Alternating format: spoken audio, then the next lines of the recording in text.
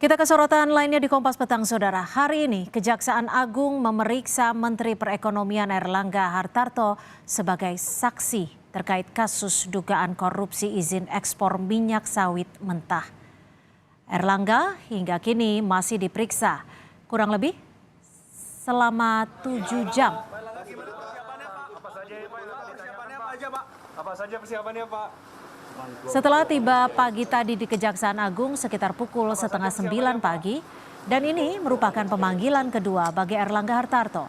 Setelah pada panggilan pertama yakni 18 Juli lalu Airlangga tidak hadir.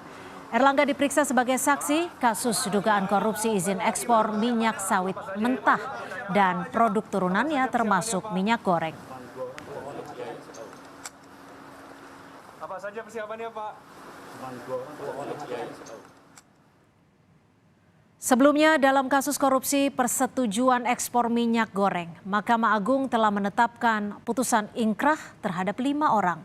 Kelima terpidana tersebut kini telah menjalani vonis mereka dengan vonis paling berat yakni pejabat eselon 1 Kemendak Indrasari Wisnuwardana yang divonis 8 tahun penjara.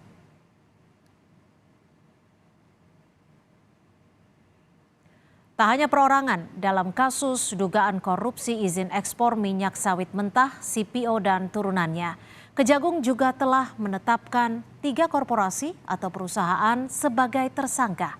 3 perusahaan tersebut yakni Wilmar Group, Permata Hijau Group, dan Musimas Terbuka dengan total kerugian negara mencapai 6,47 triliun rupiah. Kapus Penkum Kejagung menyebut pemeriksaan Airlangga hari ini sebagai saksi kasus dugaan korupsi izin ekspor minyak sawit mentah. Pemeriksaan terkait kebijakan pelaksanaannya termasuk evaluasi izin ekspor.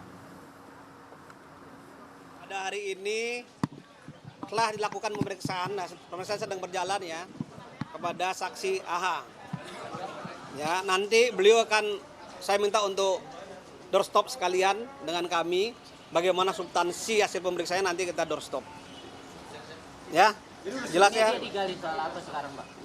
Kemarin sudah saya sampaikan yang digali terkait dengan kebijakan, terkait dengan pelaksanaan kebijakan, terkait dengan evaluasi kebijakan, karena ini terkait dengan 3 tersangka korporasi yang sudah kita tetapkan sebagai tersangka. Lebih lengkap soal pemeriksaan Airlangga Hartarto di Kejagung hari ini terkait kasus dugaan korupsi minyak goreng, CPO dan turunannya kita tanyakan langsung, sudah ada jurnalis Kompas TV Niputu Trisnanda. Putu, pemeriksaan pertama sebagai saksi ini kurang lebih kalau hadir pada pukul 8.25 artinya sudah 8 jam. Apa saja yang digali penyidik terhadap Airlangga, Putu? Ya, selamat petang Cynthia dan juga saudara. Tentu saja ini berkaitan dengan kebijakan-kebijakan yang diterapkan baik itu di tubuh Kementerian Koordinator Bidang Perekonomian ataupun juga di Kementerian Perdagangan pada periode 2021 sampai dengan periode 2022.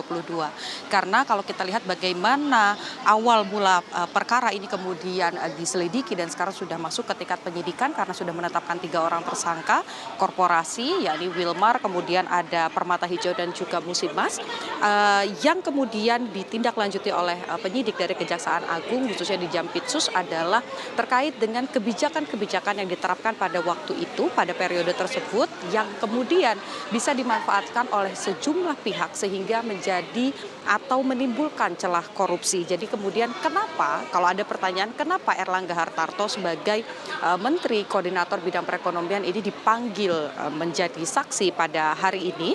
Tentu saja ini ada beberapa hal yang akan dimintai keterangan terkait dengan kebijakannya apa saja, kemudian penerapan dari kebijakan-kebijakan tersebut seperti apa. Lalu juga pihak-pihak yang saat ini sudah ditetapkan sebagai tersangka korporasi, yakni ada Musimas, Wilmar, dan juga Permata Hijau. Ini juga ditanyakan kepada Airlangga Hartarto sebagai Menteri Koordinator pada saat itu dan juga sampai dengan saat ini apa saja peran-perannya, apakah ada kejanggalan-kejanggalan yang ditemukan selama proses dari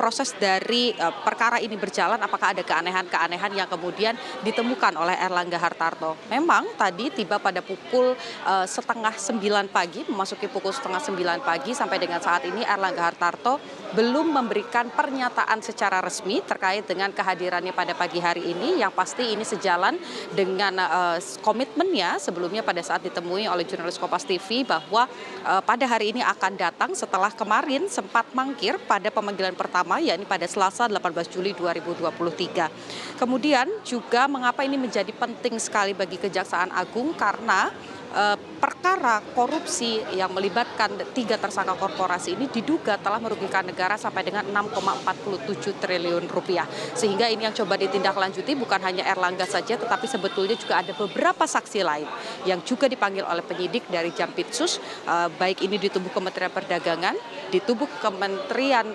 Koordinator Bidang Perekonomian, ataupun juga dari pihak-pihak swasta, yakni dari 3 korporasi yaitu Wilmar, Permata Hijau, dan juga Musimas. Cynthia. Iya Putu, tadi Anda menyebutkan ada beberapa saksi lain yang diperiksa. Apakah pemeriksaan itu berlangsung hari ini? Siapa saja yang diperiksa, Putu?